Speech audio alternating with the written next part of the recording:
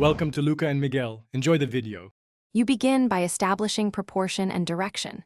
Use the head as a measuring unit and draw a vertical centerline to set posture. This immediately tells you balance and tilt. Mark shoulder, waist, hip, knee, and ankle positions as proportional anchors so limbs connect correctly later. Block in simple geometric shapes for the ribcage and pelvis. These act as rigid sections to attach limbs.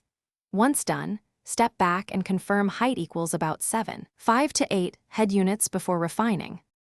Now you refine structure while preserving the gesture.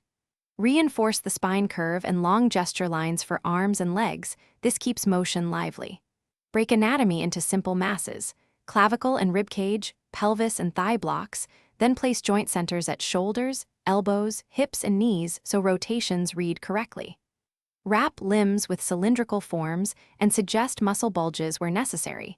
This helps define volume and silhouette. Make sure to adjust proportions as you add anatomy, so you finish by solidifying contours and cleaning construction lines so the body reads at a glance. Draw hands and feet with simplified shapes first, then refine. Add clothing or skin details after confirming muscle placements. Use light shading to imply volume and the direction of light.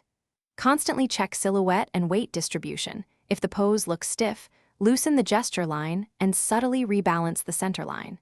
If proportions feel off, remeasure with the head unit and nudge joints until the figure feels natural. Thanks for watching and please subscribe.